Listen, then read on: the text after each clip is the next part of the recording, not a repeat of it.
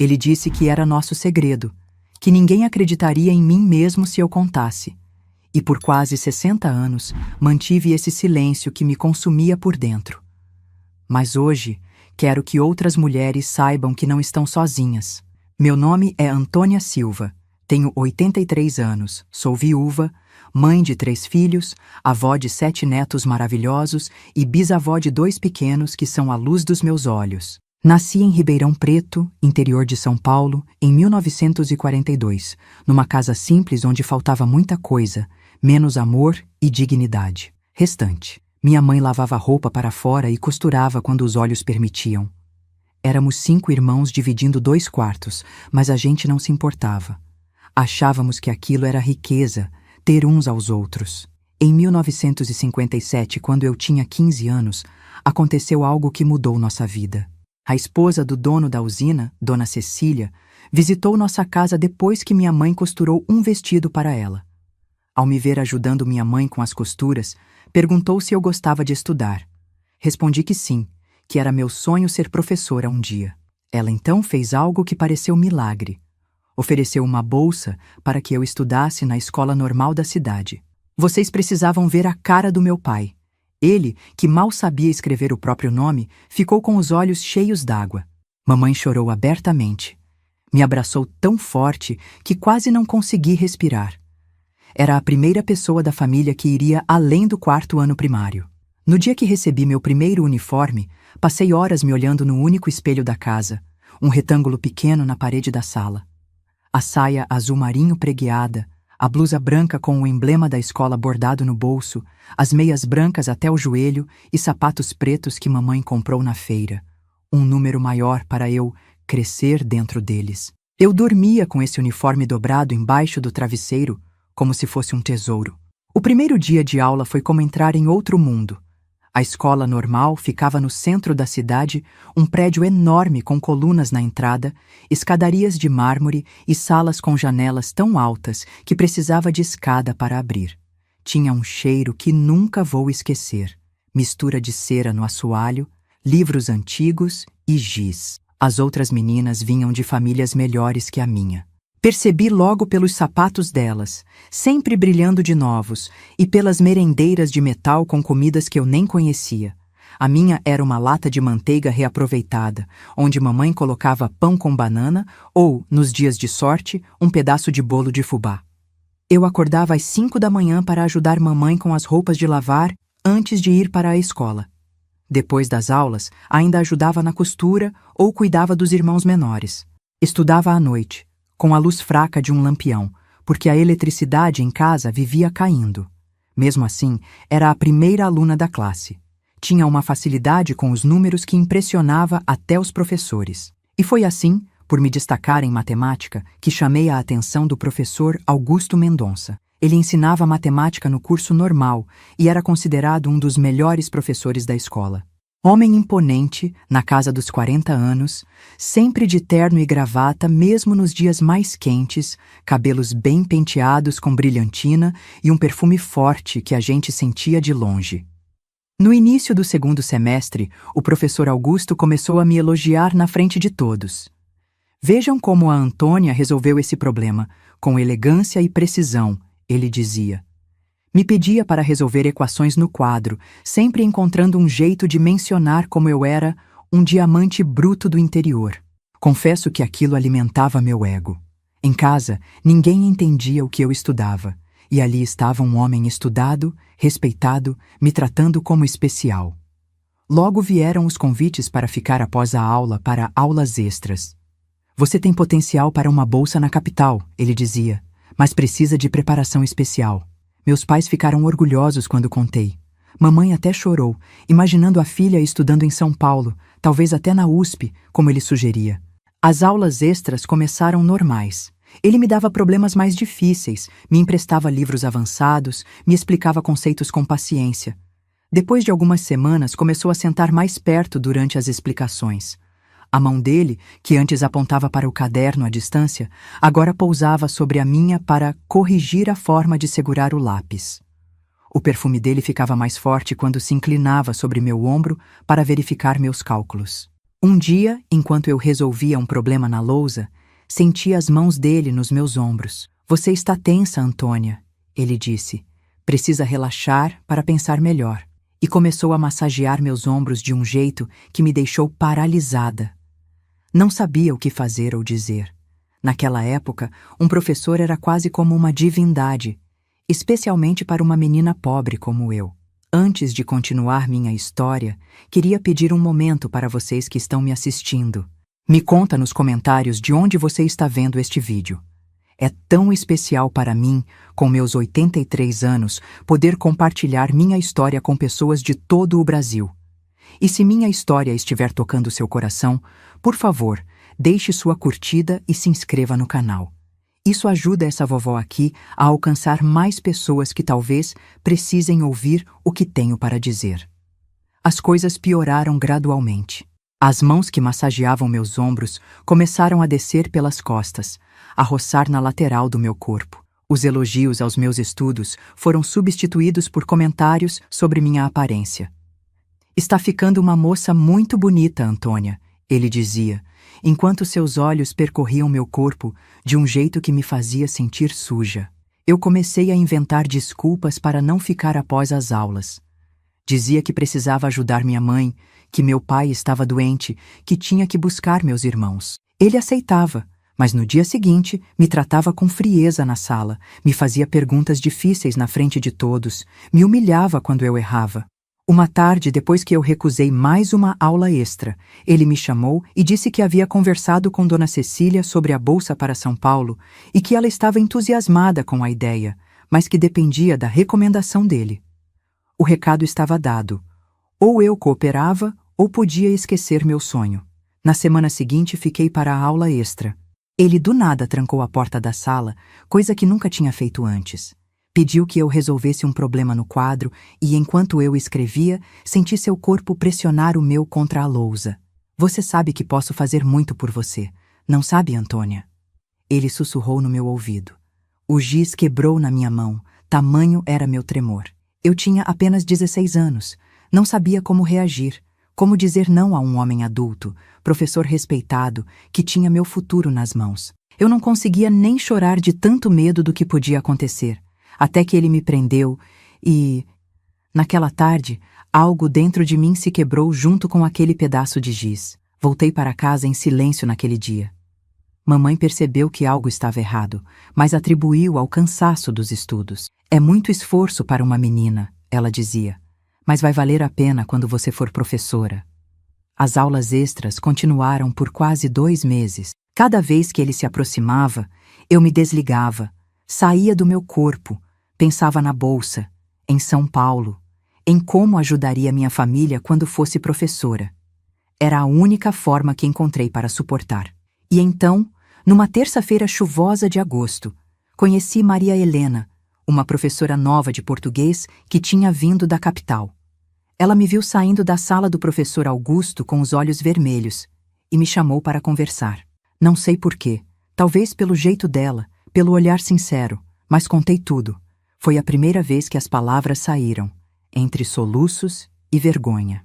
Maria Helena segurou minhas mãos e disse algo que mudou minha vida. Antônia, o que está acontecendo não é sua culpa. E você não está sozinha. Aquelas palavras, tão simples, foram como uma luz no fim de um túnel escuro, onde eu estava perdida. Naquele mesmo dia, ela me levou para sua casa, me deu um chá e me contou sua própria história. Como também havia sido assediada por um professor quando estudante, e como havia se tornado professora justamente para proteger outras meninas. O silêncio é o maior aliado deles, ela disse. Quando falamos, quebramos o poder que tem sobre nós. Maria Helena me mostrou que eu tinha escolhas, mesmo quando parecia que não, que meu valor não dependia da aprovação ou das promessas daquele homem. E mais importante, que não estava sozinha. Aquela conversa foi o primeiro passo de uma longa jornada. Uma jornada que me levaria, sim, a me tornar professora, mas por um caminho muito diferente do que eu imaginava naqueles dias escuros de 1957. Aquele dia de agosto, quando a professora Maria Helena me encontrou saindo da sala, foi o começo de uma mudança que eu não imaginava ser possível. Ela me levou até a cantina da escola, me comprou um café com leite e esperou que eu me acalmasse. Foi nesse momento que comecei a entender que não estava completamente sozinha. Maria Helena tinha um jeito diferente dos outros professores. Era jovem, tinha se formado na USP e falava de coisas que ninguém mencionava naquela época. Igualdade, respeito, dignidade. Palavras que soavam estranhas para uma menina do interior que foi criada para abaixar a cabeça e obedecer. O professor Augusto tem uma reputação na capital. Ela me contou depois que sequei as lágrimas. Ele já foi transferido de 2 escolas em São Paulo. Não é coincidência que agora esteja aqui no interior, onde as coisas costumam ficar escondidas por mais tempo. Descobri que Maria Helena não estava ali por acaso. Ela havia pedido transferência para a nossa escola justamente após ouvir rumores sobre o comportamento do professor Augusto. Estou de olho nele desde que cheguei, ela confessou. Já desconfiei pela forma como ele olha para certas alunas, como cria essas aulas extras, apenas com algumas.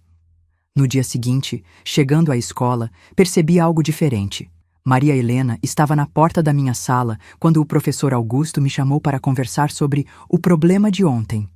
Ela se aproximou, como quem não quer nada, e perguntou se estava tudo bem. O professor ficou visivelmente irritado com a interrupção, mas não insistiu. Foi a primeira vez que senti que havia uma barreira, uma proteção. Nas semanas seguintes, Maria Helena se tornou minha sombra na escola. Aparecia por coincidência nos corredores quando eu estava sozinha, oferecia me acompanhar até em casa, inventava projetos de literatura que exigiam minha presença na biblioteca durante os horários que eu costumava ter as aulas extras. Um dia, ela me convidou para ajudá-la a corrigir algumas redações. Enquanto trabalhávamos, ela sutilmente perguntou: "Você conhece a Luísa, do 2º ano B?" Confirmei com a cabeça. Luísa era uma menina quase tão pobre quanto eu, que tinha entrado com bolsa de estudos também. Notei que o professor Augusto começou a elogiá-la muito nas aulas de matemática e a convidá-la para ficar após a aula. Senti meu estômago afundar. Aquele mesmo padrão, aquelas mesmas palavras. Como se ele tivesse um roteiro que seguia à risca, mudando apenas o nome da vítima. Ela precisa saber. Falei com uma coragem que nem sabia que tinha. Precisa ser avisada. Mas como? Maria Helena perguntou, me olhando intensamente. Pense bem, Antônia. Como podemos alertá-la sem que isso se volte contra vocês duas? Foi aí que tivemos a ideia do jornal da escola.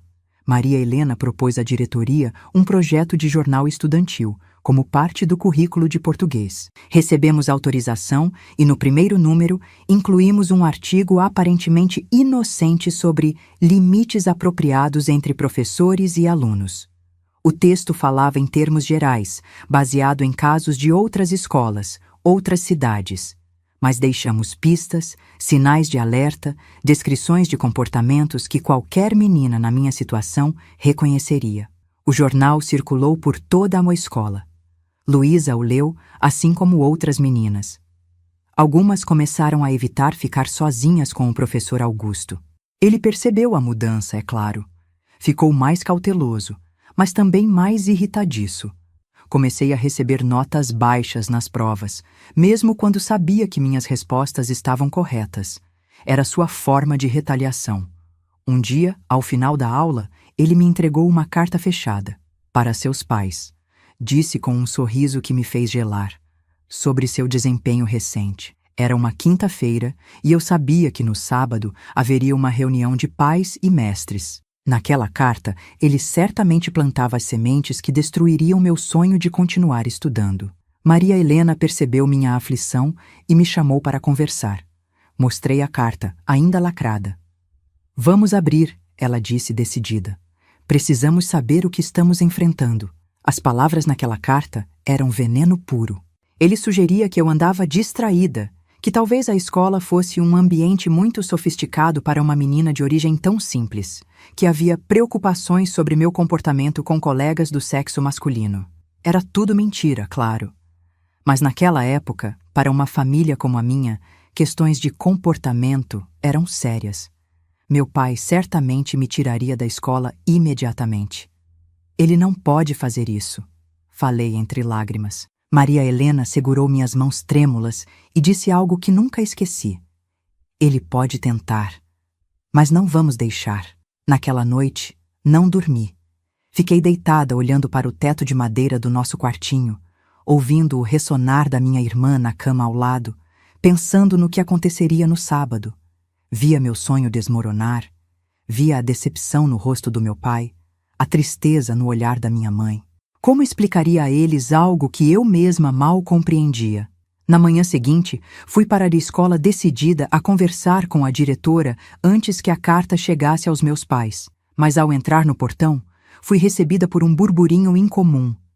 Grupos de alunas conversavam em círculos fechados, algumas chorando, outras com expressões de choque.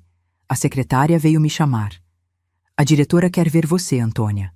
Caminhei para a diretoria com as pernas bambas, imaginando que o pior já havia acontecido. A porta estava entreaberta.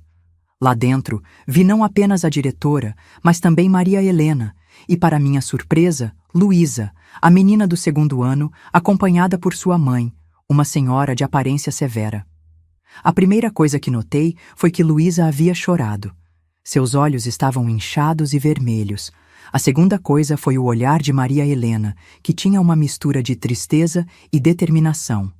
Antônia, disse a diretora, precisamos da sua ajuda. Naquela manhã, descobri que não era apenas eu. Luísa havia sido encurralada pelo professor Augusto na sala de materiais. Diferente de mim, ela conseguiu fugir e correu para casa. Contou tudo à mãe, que, diferente dos meus pais, não tinha medo de enfrentar autoridades. Dona Clarice, mãe de Luísa, era viúva de um advogado e sabia seus direitos. Ela veio à escola exigindo justiça. A diretora inicialmente tentou abafar o caso. São acusações muito sérias. Precisamos de provas, ela dizia. Foi quando Luísa mencionou o artigo no jornal da escola e disse que suspeitava haver outras vítimas. Você sabe de outras meninas, Antônia? A diretora me perguntou. Senti o peso daquele momento. O medo, a vergonha, a dúvida, tudo passando pela minha mente. Mas então olhei para Luísa, tão jovem quanto eu, que teve a coragem que me faltou. E olhei para Maria Helena, que havia arriscado sua posição para me proteger. Sim, respondi finalmente. Eu sei. E comecei a contar tudo, desde o início. O que aconteceu nos dias seguintes foi como uma tempestade que varre tudo. Mais 3 meninas vieram à frente com histórias semelhantes. O professor Augusto foi chamado à diretoria e, enfrentado com os depoimentos, negou tudo, claro. Mas a evidência era forte demais. A escola não podia ignorar. Então veio o momento que mais temi: contar aos meus pais. Maria Helena se ofereceu para me acompanhar. Chegamos em casa num sábado à tarde. Mamãe estava no quintal, estendendo roupas, e papai consertava uma cadeira quebrada. Boa tarde, seu Joaquim, dona Teresa. Sou Maria Helena, professora da Antônia. Ela começou. Precisamos conversar sobre algo importante. Sentamos todos na sala pequena, eu tremendo de medo, não das revelações, mas da reação deles. Será que me culpariam? Será que achariam que eu havia provocado de alguma forma? Maria Helena falou primeiro, explicando a situação em termos gerais, sobre o comportamento do professor e como ele havia sido afastado. Depois, olhou para mim, dando espaço para que eu contasse minha parte. Com voz trêmula, relatei o que havia acontecido. Não tudo, não os detalhes que ainda me faziam acordar suando no meio da noite, mas o suficiente para que entendessem. Houve um silêncio pesado quando terminei. Minha mãe tinha os olhos marejados, a mão cobrindo a boca. Meu pai olhava fixamente para o chão, os nós dos dedos brancos de tanto apertar os joelhos. Por que não nos contou antes, minha filha? Minha mãe finalmente perguntou. Tive medo, respondi sinceramente. Medo de que me tirassem da escola, medo de que não acreditassem, medo de decepcionar vocês. Foi então que meu pai fez algo que nunca havia feito antes. Ele se levantou, caminhou até mim e me abraçou forte, muito forte. Senti suas lágrimas caindo no meu cabelo enquanto ele dizia com voz embargada: Nunca, nunca mais esconda algo assim de nós. Você é nossa filha. Nada que aconteça vai mudar isso. Esse momento, esse abraço, foi como um curativo numa ferida aberta. Não a fechou completamente. Algumas feridas nunca fecham totalmente, mas permitiu que começasse a cicatrizar. Na segunda-feira seguinte, a escola estava diferente. O professor Augusto não estava lá. Corria o rumor de que havia sido suspenso, que a diretora havia ligado para a Secretaria de Educação em São Paulo, que haveria uma investigação. Eu, Luísa e as outras meninas éramos olhadas de forma estranha. Algumas pessoas nos evitavam, como se o que aconteceu conosco fosse contagioso. Outras, especialmente meninas mais velhas, nos procuravam em cantos para sussurrar: a mesma coisa aconteceu comigo no ano passado. O silêncio começava a se quebrar, revelando um padrão muito maior do que imaginávamos. Maria Helena criou um grupo de estudos após as aulas. Na superfície, era para literatura avançada, mas na verdade, era um espaço seguro onde podíamos conversar, processar o que havia acontecido, apoiar umas às outras. Foi ali que comecei a entender que o que vivi não me definia, não era minha culpa e não determinaria meu futuro. Era o começo de uma longa jornada. Uma jornada que me ensinou sobre o poder do silêncio e o poder ainda maior de quebrá-lo, sobre como as sombras só persistem quando não ousamos acender uma luz. O que aconteceu depois daqueles dias tumultuados de 1958 mudou não apenas minha vida, mas a vida de muitas outras meninas que viriam depois de mim. E isso eu vou contar no próximo vídeo. Os meses que se seguiram àquela revelação foram os mais intensos da minha juventude. O professor Augusto foi afastado da escola, mas a batalha estava longe de terminar. A investigação oficial avançava lentamente, com depoimentos sendo colhidos de forma discreta para preservar a reputação da instituição, como diziam. Estávamos em 1959, um ano decisivo para mim. Apesar do trauma, consegui manter meus estudos. Nas provas finais, recebi as notas mais altas da turma em matemática, justamente a disciplina que havia se tornado um pesadelo. Foi uma pequena vitória pessoal, um modo de provar para mim mesma que aquele homem não havia roubado minha capacidade de aprender. Maria Helena continuou sendo nosso farol. Ela transformou o jornal escolar numa ferramenta de conscientização.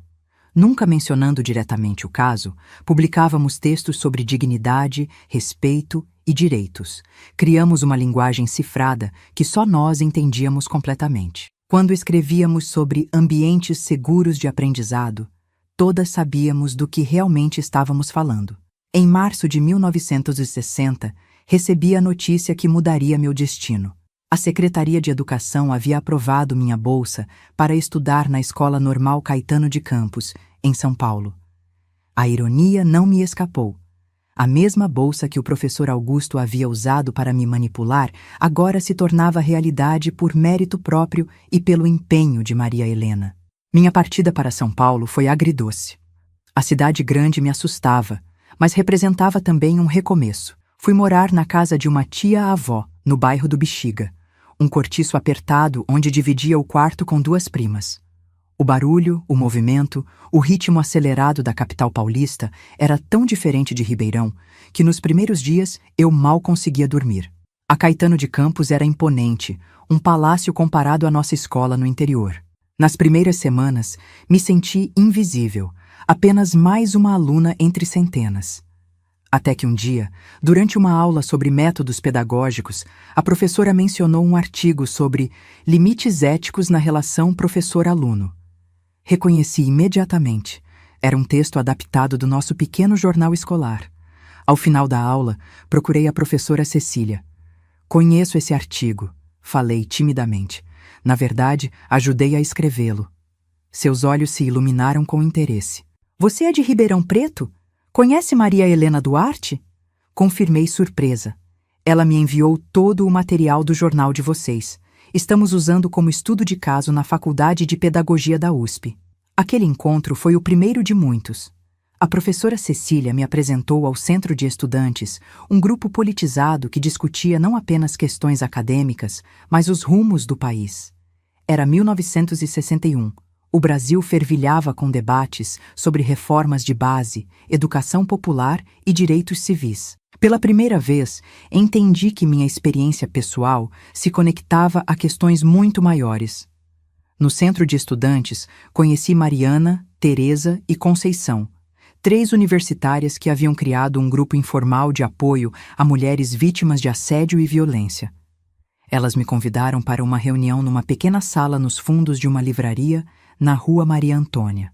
Lá, encontrei algo que mudaria minha vida: a sororidade. Naquelas reuniões clandestinas, mulheres de diferentes idades e classes sociais compartilhavam experiências e se fortaleciam mutuamente. Aprendi sobre feminismo, li textos de Simone de Beauvoir contrabandeados da França, descobri que o que vivi tinha nome e contexto.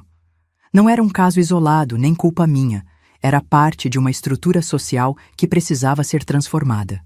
Em 1962, já no último ano do curso normal, recebi uma carta de Maria Helena. O professor Augusto havia sido finalmente demitido do sistema estadual de ensino, após uma sindicância que reuniu depoimentos de ex-alunas de 3 diferentes escolas.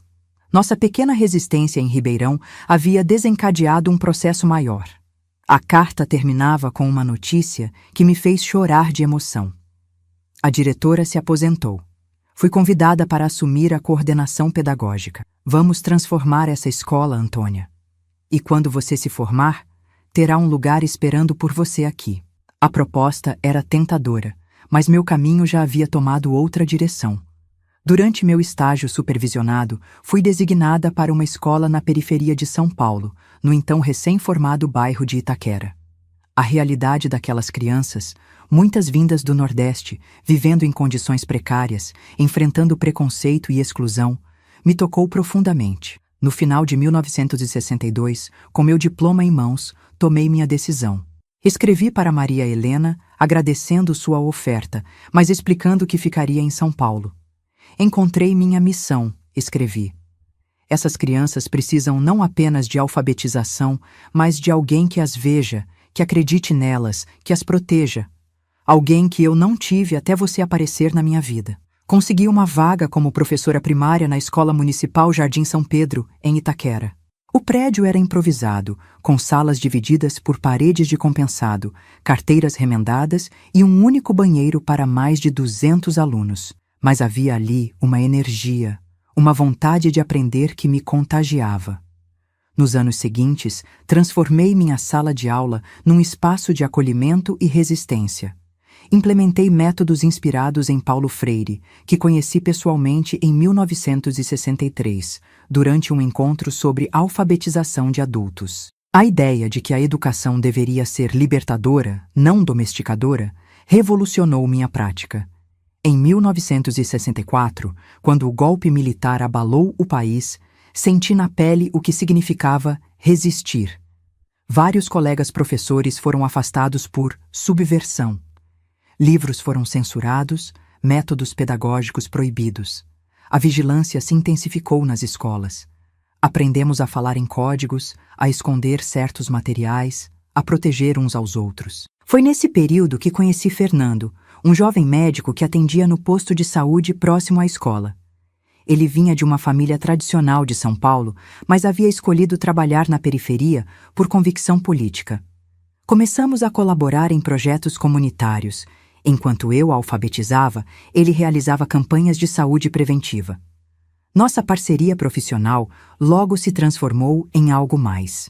Em 1966, nos casamos numa cerimônia simples, com a presença dos meus pais, que viajaram de Ribeirão especialmente para a ocasião, das minhas amigas do grupo de apoio e de Maria Helena, que se tornaram uma espécie de mentora para mim. Nos anos seguintes, equilibrar a carreira docente com a vida familiar foi um desafio constante. Em 1967, nasceu nossa primeira filha, Luísa, nome escolhido em homenagem àquela menina corajosa de Ribeirão que teve a coragem de denunciar o professor Augusto. Em 1969, veio Miguel, e em 1972, Clara. A década de 1970 se iniciou sob a sombra do AI-5. A repressão se intensificou, afetando diretamente nosso trabalho. Fernando atendia clandestinamente militantes feridos em sessões de tortura. Eu escondia materiais didáticos, considerados subversivos, e mantinha um grupo de leitura secreto com adolescentes do bairro. Em 1971, fui chamada à delegacia para prestar esclarecimentos sobre minhas atividades docentes. Um aluno havia comentado em casa sobre nossas discussões em sala sobre igualdade e direitos. O pai, um militar de baixa patente, fez a denúncia. Passei horas sendo interrogada sobre meus métodos comunistas de ensino. Saí da delegacia abalada, mas não derrotada. Tornei-me ainda mais cautelosa, mas não menos determinada. Adaptei minha abordagem, usando literatura, histórias populares e jogos para transmitir os mesmos valores de forma menos explícita. As crianças entendiam perfeitamente. Elas sempre entendem quando alguém fala com sinceridade. Em 1973, recebi um convite que mudaria novamente minha trajetória. A diretora da escola estava se aposentando e meu nome havia sido indicado para assumir o cargo. Hesitei. Ser diretora significava mais responsabilidade, mais visibilidade em tempos perigosos, mas também significava a oportunidade de proteger outros professores, de implementar mudanças estruturais, de criar um ambiente verdadeiramente seguro para centenas de crianças. Aceitei o desafio. Nos primeiros meses, enfrentei resistência de alguns professores mais antigos e conservadores. Muito jovem, diziam. Mulher, mãe de 3 filhos pequenos, como vai dar conta? Não respondiam às críticas diretamente, mas com trabalho e resultados. Minha primeira ação como diretora foi criar um conselho escolar que incluía não apenas professores, mas também pais e funcionários. Algo inédito naquela época. Em seguida, implementei um sistema de tutoria onde alunos mais velhos auxiliavam os menores, inspirado nas ideias de Freinet, que havia estudado clandestinamente. O momento mais significativo, porém, foi quando uma jovem professora recém-contratada veio ao meu gabinete, tremendo, para relatar que um dos inspetores escolares fazia comentários inadequados e a tocava de forma indesejada durante as visitas de supervisão. Naquele instante, tudo voltou. O medo, a impotência, mas também a certeza do que precisava ser feito. Você não está sozinha, disse a ela, as mesmas palavras que Maria Helena havia me dito décadas antes. E ele não vai mais fazer isso, não nesta escola. Enfrentei o sistema, documentei cada incidente, mobilizei outros diretores, levei o caso até a Secretaria de Educação. O inspetor foi transferido para um trabalho administrativo, sem contato com escolas. Não era justiça completa, mas era um começo. Esse episódio consolidou minha reputação como uma diretora que protege os seus. Logo, outras professoras de diferentes escolas começaram a me procurar com relatos similares. De forma discreta, transformei minha casa num ponto de encontro aos domingos. Oficialmente para planejamento pedagógico, extraoficialmente para acolher, orientar e fortalecer educadoras que enfrentavam situações de assédio e discriminação. No final de 1975, recebi uma carta de Maria Helena. Ela havia se aposentado e estava organizando um encontro estadual de educadoras para discutir a mulher no sistema educacional brasileiro. Era um tema ousado para aqueles tempos de censura, mas ela havia conseguido o apoio de uma fundação internacional. Quero que você fale sobre sua experiência, Antônia, ela escreveu. É hora de contar sua história para inspirar outras. A ideia me aterrorizou inicialmente. Falar publicamente sobre o que vivi? Expor aquela ferida que, embora cicatrizada, ainda latejava quando tocada? Consultei Fernando, que me apoiou incondicionalmente. Conversei com minhas amigas do grupo de apoio, que me incentivaram. Refleti sobre todas as mulheres que haviam compartilhado suas histórias comigo ao longo dos anos, confiando em minha discrição e solidariedade. E então, numa manhã de abril de 1976, subi ao palco do auditório da Biblioteca Municipal Mário de Andrade, diante de mais de 200 educadoras de todo o estado. Com voz firme, embora meu coração disparasse, comecei. Meu nome é Antônia Silva. Em 1958, quando eu tinha 16 anos, um professor abusou de sua autoridade e mudou o curso da minha vida. Hoje, quero falar sobre como transformei essa experiência em missão. O silêncio inicial deu lugar a lágrimas, acenos de cabeça em reconhecimento e, finalmente, a uma onda de aplausos que parecia não ter fim. Naquele momento, entendi que cada palavra compartilhada era uma semente plantada. Que minha história, dolorosa como foi, poderia fortalecer outras mulheres a romperem seus próprios silêncios. Ao final do encontro, formamos a Rede de Educadoras por um Ensino Digno e Igualitário, um grupo informal que se reunia periodicamente para trocar experiências e desenvolver estratégias de proteção e avanço profissional para mulheres na educação. Era nosso modo de resistir, de construir pontes sobre o abismo da desigualdade que ainda existia. Em tempos de repressão política, aprendemos a tecer nossa resistência com fios invisíveis mais resistentes. Solidariedade, conhecimento compartilhado, proteção mútua, pequenas transformações diárias. Como dizia minha mãe, com sua sabedoria simples, água mole em pedra dura, tanto bate até que fura. E assim, entre avanços e retrocessos, entre medos e coragens, chegamos ao final daquela década que moldou não apenas o Brasil, mas também a mulher que eu me tornaria. Uma década que me ensinou que as cicatrizes, por mais dolorosas que sejam, podem se transformar em mapas que guiam outras pessoas por caminhos mais seguros. Os anos 1980 chegaram com ventos de mudança no país.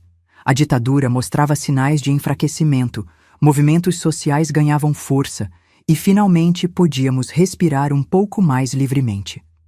Nossa rede de educadoras, que começou como um grupo pequeno e discreto, já contava com representantes em mais de 50 municípios de São Paulo.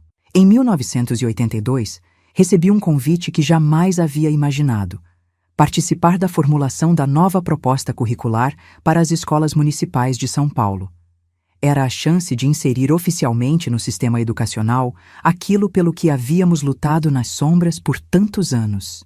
O respeito à dignidade de todos, a igualdade como princípio norteador, mecanismos de proteção contra abusos de autoridade. Fernando me apoiou integralmente. Nossos filhos já estavam crescidos. Luísa na faculdade de Direito, Miguel terminando o científico e Clara no ginásio, o que me permitiu dedicar longas horas a esse projeto tão significativo. Durante 18 meses, trabalhamos incansavelmente na elaboração de documentos, realização de pesquisas e consultas à comunidade escolar. Um dos pontos mais importantes que conseguimos incluir foi um protocolo claro para denúncias de assédio e abuso no ambiente escolar, com garantias de sigilo e proteção ao denunciante. Insisti também na criação de programas de formação continuada que abordassem ética profissional e relações de poder no contexto educacional. Em 1985, quando a nova proposta foi finalmente implementada, senti que um ciclo se completava. Aquela menina assustada de Ribeirão Preto, que não sabia como se defender de um professor abusivo, agora ajudava a criar mecanismos institucionais para proteger outras meninas. Mas a vida sempre nos surpreende com novos desafios. Em 1986, Fernando foi diagnosticado com um tumor no pâncreas em estágio avançado. A ironia era cruel.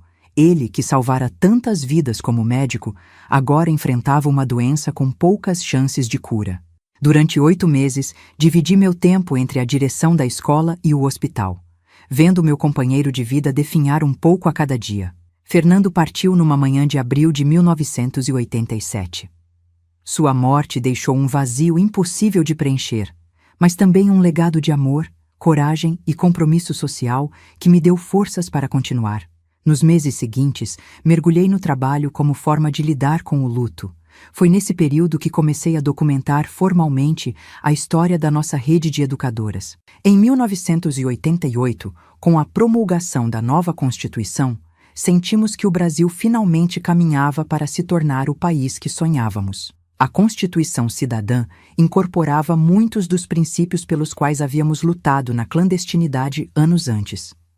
A educação era reconhecida como direito fundamental, e a igualdade de gênero estava inscrita no texto constitucional. Foi também em 1988 que recebi uma ligação inesperada. Uma jovem jornalista queria me entrevistar para uma série de reportagens sobre mulheres que transformaram a educação paulista. Inicialmente relutei. Nunca busquei reconhecimento público pelo meu trabalho. Mas minhas companheiras da rede me convenceram que compartilhar nossa trajetória poderia inspirar uma nova geração de educadoras. A reportagem teve um impacto que jamais imaginei.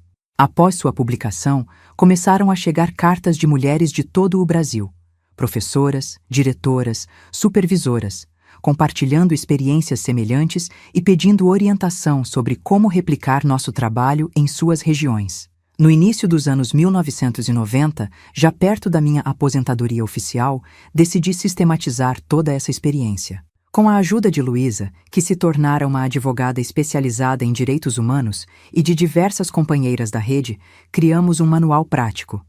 Educação com Dignidade. Guia para prevenção e enfrentamento do assédio e abuso no ambiente escolar. O lançamento do manual, em 1992, coincidiu com minha cerimônia de aposentadoria depois de 30 anos dedicados à educação pública. Imaginei que seria o início de um período mais tranquilo, talvez viajando para visitar antigos colegas ou me dedicando ao jardim que sempre quis cultivar.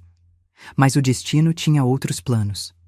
Logo após minha aposentadoria, recebi um convite para coordenar um projeto de formação continuada para educadores da rede estadual, com foco justamente nas questões abordadas em nosso manual. Como recusar?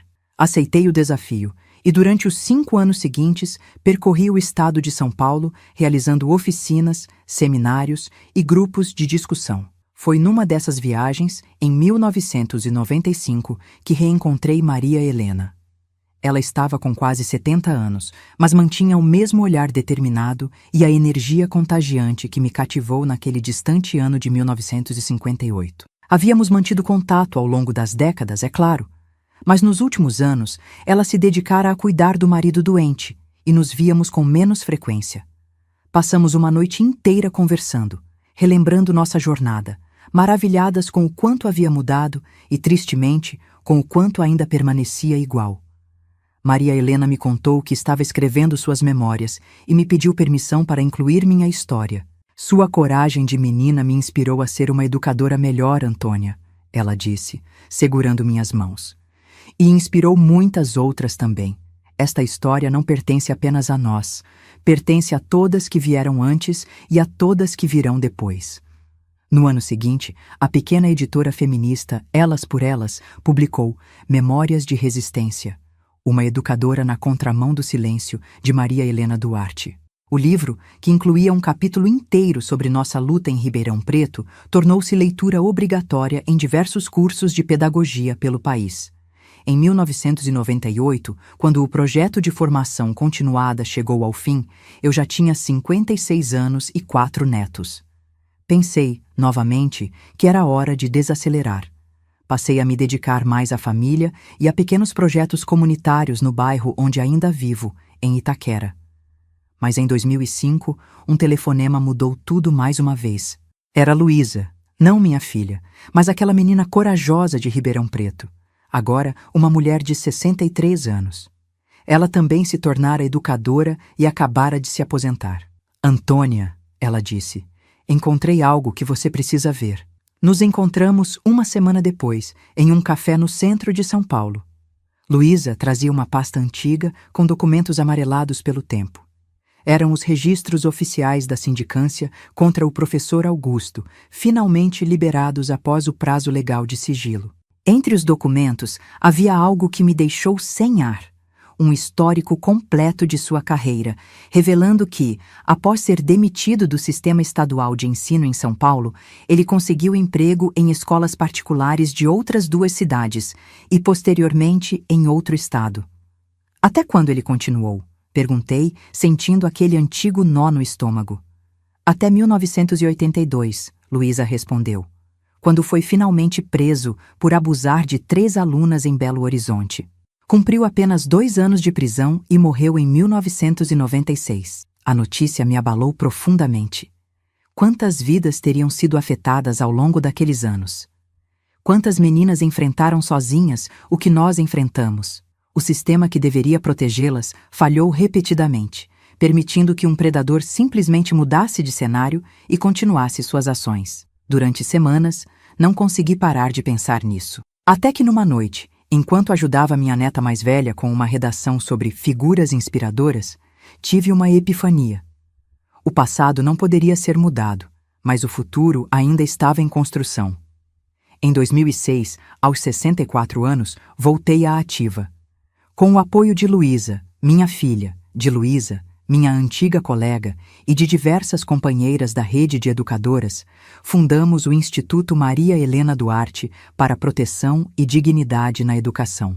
Maria Helena havia falecido no ano anterior, e este era nosso modo de honrar seu legado. O Instituto começou pequeno, funcionando na sala da minha casa.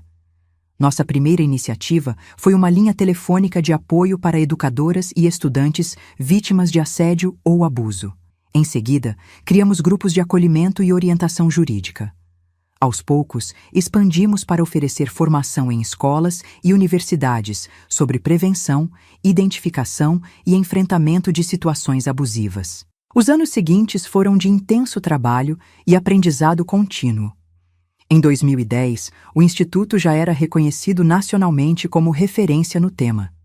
Conseguimos parcerias com universidades, financiamento de fundações internacionais e o apoio de figuras públicas que amplificavam nossa mensagem.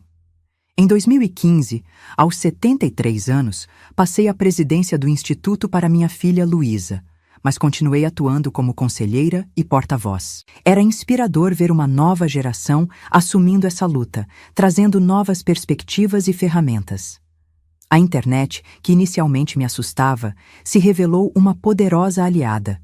Permitia alcançar lugares remotos, conectar pessoas isoladas, disseminar informação de forma rápida e acessível. Foi minha neta, Ana, filha de Luísa, quem primeiro sugeriu que eu contasse minha história em vídeo. Vó, pessoas da sua idade que passaram por coisas parecidas estão nas redes sociais hoje, ela argumentou. Elas precisam ouvir que não estão sozinhas, que nunca é tarde para buscar cura. Resistir inicialmente. Como sempre, o medo do julgamento, a vergonha que, mesmo após tantas décadas, ainda aparece em momentos inesperados. Mas então, pensei em Maria Helena, em sua coragem de me acolher naquele distante ano de 1958. Pensei nas centenas de mulheres que haviam compartilhado suas histórias comigo ao longo dos anos. E pensei nas que ainda não encontraram voz.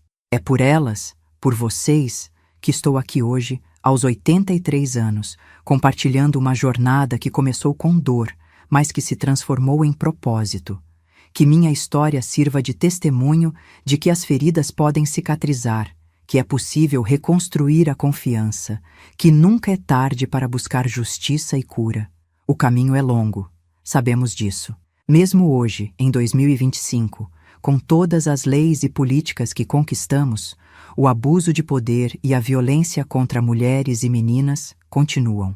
Mas não estamos mais isoladas. Somos uma rede, uma corrente, uma força coletiva que se expande a cada história compartilhada, a cada mão estendida, a cada silêncio quebrado. Se minha história tocou seu coração, peço que a compartilhe. Deixe seu like, se inscreva no canal para acompanhar outros relatos inspiradores como este. E se quiser entrar no grupo que tem relatos reais todos os dias de vovozinhas no WhatsApp, o link está na descrição deste vídeo. Esta vovó, de 83 anos, pode parecer antiquada, mas aprendeu a usar a tecnologia para continuar sua missão. Lembre-se sempre, sua história importa. Sua voz tem poder. E você, assim como eu descobri há tanto tempo, não está sozinha.